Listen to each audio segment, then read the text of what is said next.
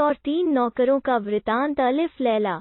शहरयार को सिंदबाद की यात्राओं की कहानी सुनकर बड़ा आनंद हुआ। उसने शहरजाद से और कहानी सुनाने को कहा। शहरजाद ने कहा कि खलीफा हारून रशीद का नियम था कि वो समय समय पर वेश बदलकर बगदाद की सड़कों पर प्रजा का हाल जानने के लिए घूमा करता था।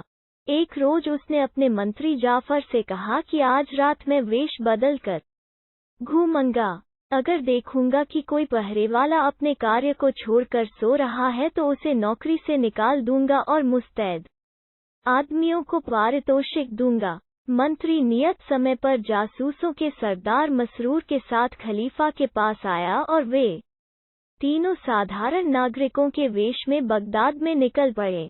एक तंग गली में पहुंचे तो चंद्रमा के शुभ्र प्रकाश में उन्हें दिखाई दिया कि एक लंबे कद और सफेद दाढ़ी वाला आदमी सिर पर जाल और कंधे पर नारियल के पत्तों का बना टोकरा लिए चला आता है। खलीफा ने कहा कि यह बड़ा गरीब मालूम होता है, इससे इसका हाल पूछो। तदनुसार मंत्री ने उससे पूछा कि तू कौन है और कहाँ जा रहा है। उसने कहा, मैं अभागा एक निर्धन मछुआरा हूँ। आज दोपहर को मछली पकड़ने गया था किंतु शाम तक मेरे हाथ एक भी मछली न लगी। मैं अब खाली हाथ घर जा रहा हूँ। घर पर मेरी स्त्री और कई बच्चे हैं। मैं चक्कर में हूँ कि उन्हें आज खाने को क्या दूंगा। खलीफा को उस पर दया आई। उसने कहा, तू एक बार फिर नदी पर चल और जाल डाल। तेरे जाल में कुछ आए या न आए मैं तुझे 400 सिक्के दूंगा और जो कुछ तेरे जाल में आएगा ले लूंगा। मछुआरा तुरंत इसके लिए तैयार हो गया। उसने सोचा कि मेरा सौभाग्य ही है कि ऐसे भले आदमी मिले। यह मेरे साथ धोखा करने वाले तो मालूम नहीं होते।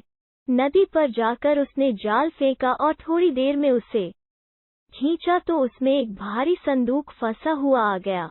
खलीफा ने मंत्री से मछुआरे को 400 सिक्के दिलाए और विदा कर दिया। खलीफा को बड़ा कौतूहल था कि संदूक में क्या है। मसरूर और जाफर ने उसके आदेशानुसार संदूक खलीफा के महल में रख दिया। उसे खोलकर देखा तो उसमें कोई चीज नारियल की चटाई में लाल डोरे से सिली हुई थी। खलीफा की उत्सुकता और बढ़ी। उसने छुरी से सीवन काट डाली और देखा कि एक सुंदर स्त्री का शव टुकड़े टुकड़े करके चटाई के अंदर सी दिया गया था। खलीफा यह देखकर अत्यंत क्रुद्ध हुआ।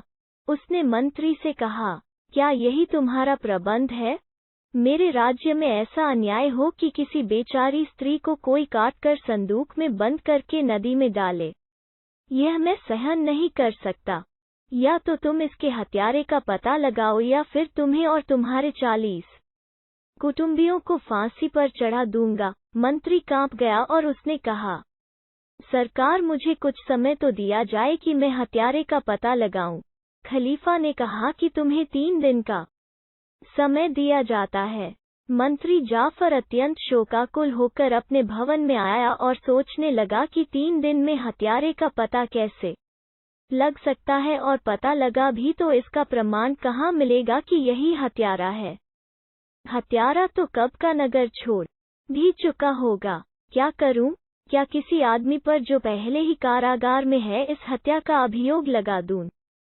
प्रश्नवाचक चिन्ह। किंतु यह बड़ा अन्याय बल्कि मेरा अपराध होगा कि मैं जानबूझकर किसी निरपराध को दंड दिलवाऊं। कयामत में भगवान को क्या मुंह दिखाऊंगा। मंत्री ने सारे सिपाहियों हवलदारों को आज्ञा दी कि स्त्री के हत्यारे की 3 दिन में खोज करो वरना मैं मारा जाऊंगा और मेरे साथ मेरे कुटुंब के 40 व्यक्ति भी फांसी पाएंगे। वे बेचारे 3 दिन तक घर घर जाकर हत्यारे की खोज करते रहे किंतु हत्यारे का कहीं पता न चला। 3 दिन बीत जाने पर खलीफा के आदेश पर जल्लाद जाफर और उसके 40 कुटुंबियों को पकड़कर ले आया और खलीफा के सामने हाजिर कर दिया। खलीफा का क्रोध अभी शांत नहीं हुआ था। उसने आज्ञा दी कि सबको फांसी दे दो। जल्लाद के निर्देशन में फांसी की 41 टिकटियां खड़ी कर दी गईं। नगर में मुनादी करवाई गई कि खलीफा के आदेश से मंत्री जाफर और उसके 40 कुटुंबियों को फांसी दी जाएगी। जो आकर देखना चाहता है देख ले। सारे नगर में यह मालूम हो गया कि किस अपराध पर मंत्री और उसके कुटुंबी फांसी पर चढ़ाए जा रहे हैं।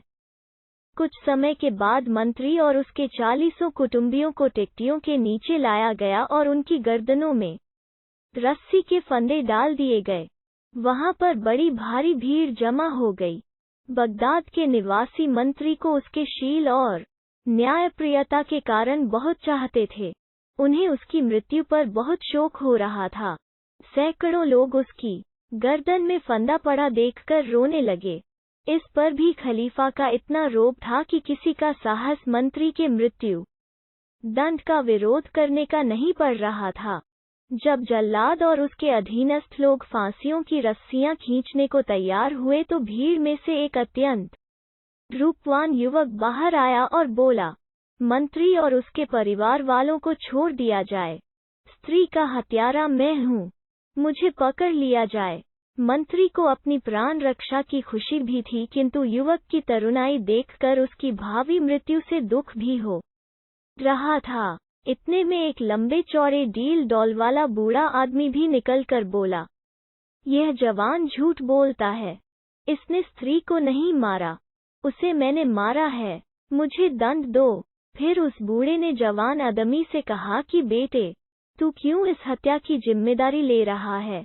मैं तो बहुत दिन संसार में रह लिया हूँ, मुझे फांसी चढ़ने दे। लेकिन जवान आदमी बात पर डटा रहा कि यह बुजुर्गवार झूठी बातें कहते हैं। उस स्त्री को मैंने ही मारा है। खलीफा के सेवकों ने उससे जाकर कहा कि अजीब स्थिति है। एक बूढ़ा और जवान दोनों अपनी अपनी जगह कह रहे हैं कि मैंने स्त्री को मारा है। खलीफा ने कहा कि मंत्री के कुटुंबियों को छोड़ दो और मंत्री को सम्मानपूर्वक यहाँ लाओ। जब ऐसा किया गया तो खलीफा ने कहा कि हमें बहुत झंझट में पड़ने की जरूरत नहीं है। अगर दोनों ही हत्या की जिम्मेदारी ले रहे हैं तो दोनों को फांसी पर चढ़ा दो। किंतु मंत्री ने कहा कि निश्चय ही उनमें से एक झूठ बोलता है।